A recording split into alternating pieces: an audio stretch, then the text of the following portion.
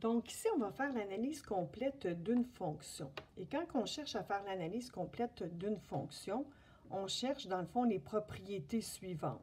C'est quoi le domaine, c'est quoi l'image, l'ordonnée à l'origine, l'abscisse à l'origine, ainsi que la variation des signes et des extrémums. Et on peut terminer aussi avec l'axe de symétrie. Donc, on va faire un exemple. Donc, disons qu'on a la fonction f de x qui est égale à moins 2, x moins 1 au carré plus 8. Donc, voici notre fonction quadratique. Donc, j'ai fait ici une esquisse. Alors, vu que le paramètre a, il est négatif, donc si le paramètre a, il est négatif, ça nous implique un a négatif qui nous amène un maximum. Notre petit bonhomme triste là, qui est comme un petit truc. Donc, j'ai un maximum parce que ma parabole va être dans ce sens-là. Aussi, étant donné que j'ai la fonction a x moins h au carré plus k, mon h il vaut 1, mon k il vaut 8, alors mon sommet va être 1, 8. Alors j'ai fait une esquisse ici, un sommet de 1, 8. Étant donné que ma parabole, mon paramètre a est négatif, je vais avoir un maximum, ce qui va me donner une fonction qui, disons, dans ce sens-là. Dans un exercice précédent, on avait trouvé ici des coupes solutions qui étaient moins 1, 0 et celui-là, 3, 0. Sinon, je vous invite à mettre votre vidéo sur pause et à trouver justement à quel moment la fonction va être égale à 0 pour trouver la valeur de x. Donc, quand je cherche les propriétés, bien, je vais m'attaquer à tout ceci. Fait que dans le fond, c'est quoi le domaine de notre fonction? Bien, le domaine de notre fonction, dans le fond, j'arrive de moins l'infini par rapport à mes x, là. Okay?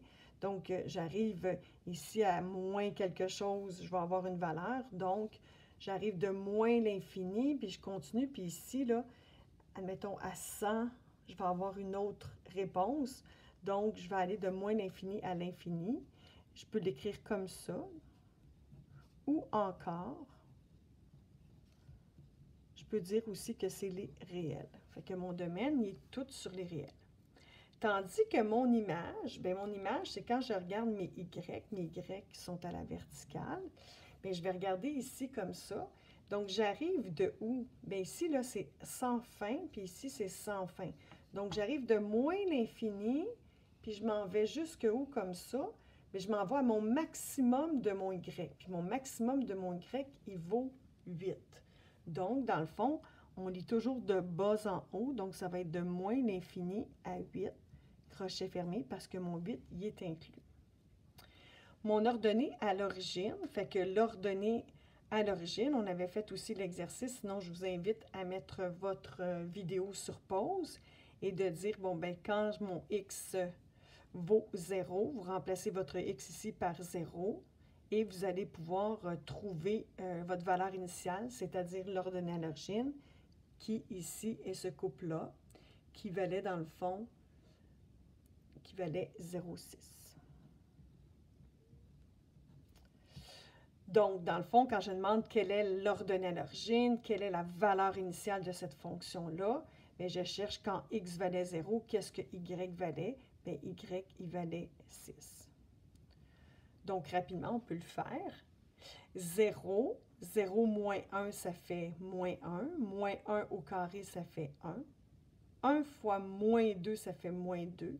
Puis moins 2 plus 8, ça fait bien 6. Donc, c'est ainsi que je trouve l'ordonnée à l'origine, qui est synonyme de valeur initiale. Donc, pour les zéros de la fonction ou les abscisses à l'origine, on les avait déjà trouvés dans un exercice précédent. Donc, vous pourriez refaire les exercices et on s'aperçoit que c'est à quel moment, hein, l'abscisse à l'origine, c'est ça, c'est à quel moment... quelle est la valeur de x plutôt quand mon y est à 0?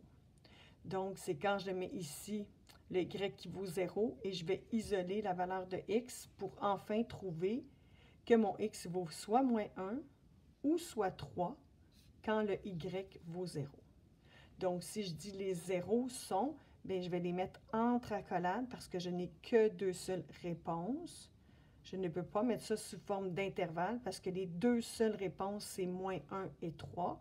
Tandis qu'ici, quand je mets des crochets, ça voudrait dire tout ce qui est entre moins l'infini à 8, donc même les chiffres à virgule.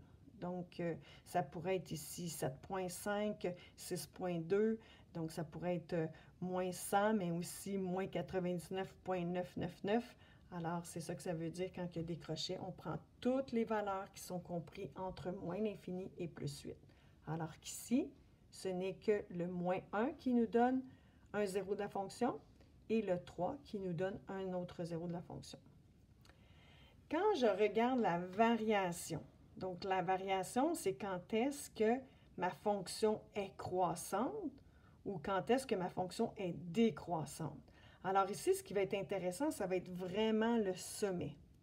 Donc, dans le fond, ici, ma fonction, elle monte. Hein, ma fonction, elle monte. De là à là, elle va monter jusqu'à mon sommet. Donc, je vais donner ça sur l'intervalle des x et je vais dire que pour tout x qui est élément de, j'arrive de moins l'infini jusqu'à mon sommet, jusqu'à 1. Et ça, de moins l'infini à 1 pour les x, bien, ma fonction va être croissante. Par contre, à partir de mon 1, sur les x, je vais regarder quand est-ce qu'elle est décroissante. Bien, elle va être décroissante à partir de 1 jusqu'à plus l'infini, parce que mes x, là, ils vont se poursuivre à l'infinité. Donc, ça va être 1 jusqu'à plus l'infini. Ensuite, quand je parle des signes, bien là, je m'intéresse à savoir quand est-ce que la fonction elle est positive ou quand est-ce que la fonction elle est négative. Alors, ce qui peut être intéressant, c'est de cacher son graphique. Donc ici, si je dis, ben moi, quand est-ce que ma fonction est positive? On peut venir mettre ça ici, comme ça. Puis je vais dire, ben en dessous de ces deux points-là, ma fonction va être négative. Hein? Donc si, admettons, ça c'était ma température, disons, et ça c'était le temps, bien là, je pourrais dire à quel moment de la journée la température, elle est positive. Donc, dans ce cas-ci, bien, je dirais, c'est quoi le temps? Bien, ce serait comme moins 1 heure avant mon observation, donc de moins 1 à 3. Donc, ici, je vais dire, pour tous les x qui appartiennent à moins 1 jusqu'à 3, ma fonction va être positive. Ça va être au-dessus de 0 comme température. Et au contraire, si je dis quand est-ce que ma fonction va être négative, bien c'est comme si je cachais tout ce qui n'est pas négatif comme température. Disons, on peut le prendre comme ça. Donc, f de x plus petit ou égal à 0. Donc, quand est-ce que c'est négatif comme fonction? Bien, ici, j'arrive de moins l'infini jusqu'à ce point-là qui est moins 1. Donc, de moins l'infini jusqu'à moins 1, ma fonction va être négative. En union, puis là, ici, je cache mon graphique, hein, parce que tout le reste ici, c'est positif. Jusqu'où? Jusqu'au 3. Puis au 3, jusqu'à plus l'infini, ma fonction va être encore négative. C'est comme si je disais ma température ici, elle va être encore négative. Alors, ça peut être une façon de cacher le graphique comme un truc. Et après ça, l'extrémum, est-ce que j'ai un maximum? Bien sûr. Étant donné que mon A était négatif, ça m'a amené un maximum. Fait que le maximum de ma fonction, là, ce n'est pas le X qui m'intéresse, mais c'est bien le Y. C'est comme si je vous disais, c'est quoi la température maximale? Donc, je garderais, bien, il faudrait que je regarde le X. Alors, le maximum, c'est 8. Et le minimum, bien, il n'y en a pas parce qu'ici, ça descend, ça descend, ça descend. Ici, ça descend, ça descend, ça descend. Donc, il n'y a pas de minimum. Donc, on va dire ensemble vide ou ensemble. Les accolades, ça veut dire ensemble avec rien dedans. Donc, ça fait l'ensemble vide. Et l'axe de symétrie, eh bien, l'axe de symétrie, c'est celle qui est ici. OK. Donc, ça va toujours avec le X. Bien, le H du sommet. Donc, dans le fond, c'est quoi ça ici, cette équation-là? Bien, c'est X qui vaut 1. Puis quand X vaut 1, ça fait comme un axe de réflexion. Fait que si je plie sur cet axe-là, bien, mes deux courbes vont se superposer. Cette courbe-là va se superposer sur celle-là. Donc, mon axe de symétrie, c'est quand x vaut 1. Alors, en faisant toute cette démarche-là, on vient de trouver les propriétés de ma fonction, ce qui en fait l'analyse complète de cette fonction-là.